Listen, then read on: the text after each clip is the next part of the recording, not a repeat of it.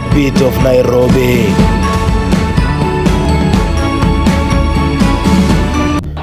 To the chants of Kampala, and to the whispering winds of Zanzibar shore. Africa stands united beneath one banner, the Chan.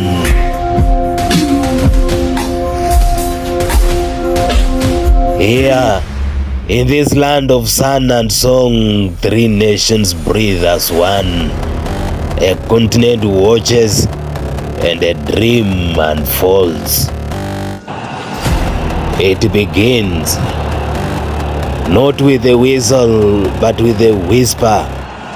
A whisper carried across borders, over the mountains, over the lakes, and over the seas. From the bustling streets of Nairobi, and to the rolling hills of Kampala, and to the soft sands of Zanzibar, one message traveled: come, see, and believe. Some said it would be impossible.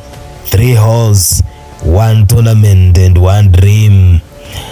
But here in the cradle of the equator, the impossible is happening. And Chan, the home for Africa's homegrown heroes, has found a new heartbeat.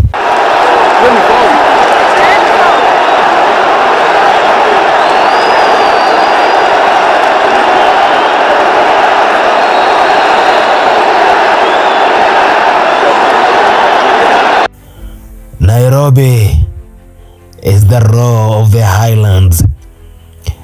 This is a city of steel and spirit. This is where matatus weave through morning traffic like midfielders trying to evade tackles. This is where the scent of roasted maize and the cry of street vendors mix with the roar of expectation. At Kasarani, a cathedral of dreams, the colors are loud: green, red, and black. The hymns of the sheets of the Kenyan pride.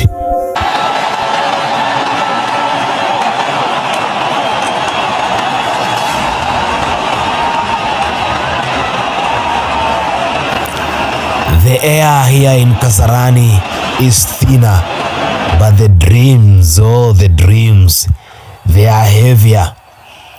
Here, the ball is not just passed, it is prayed over, and each touch is a conversation between a boot and a soul. The terraces do not merely watch, they live. They rise with every attack, and they fall with every miss. And when the net ripples, the roar is not just noise, it is a nation's voice made of flesh. In Nairobi, football is just a sport, and for some, this is their father's dream and their mother's sacrifice, their childhood on dusty beaches. Finally, it is lit by the floodlights of Kasarani. And when one crosses to Kampala, it is a capital of chants.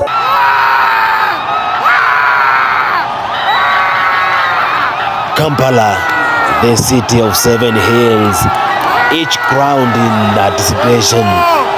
Here, football is not just watched, it is sung. The dreams do not simply keep rhythm, they tell stories. Stories of the youth clubs under mango trees, streets of bare football boys chasing plastic balls through dusty streets, of mothers cooking posho while the radio hums with much commentary. And now those stories are chapters in grand book, the Chan book, and Kampala holds the pen. When Namboole Stadium breathes, It is heavy with the songs that rise like smoke into the afternoon sky, songs that reach the Nile as if to remind the river that even its ancient waters are younger than this love for the game. In Kampala, every pass is met with applause, and every save a symphony. And when the ball kisses the back of the net, the earth beneath these 7 hills shakes with joy. Zanzibar is the jewel of the Indian Ocean, and here football meets the tide.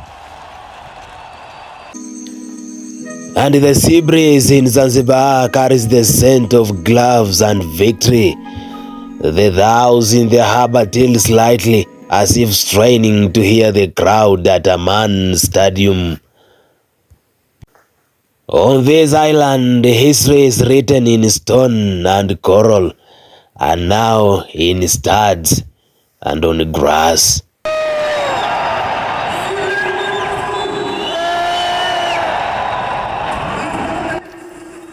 When the whistle blows, the roars are swept into the wind and carried over the waves to the farthest fishing boats.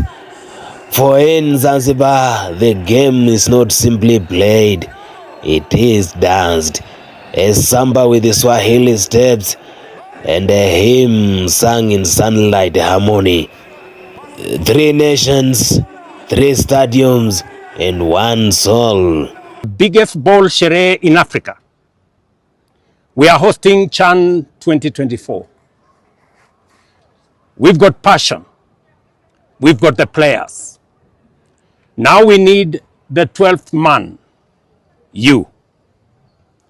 Kuja na mbogi ama ni aje?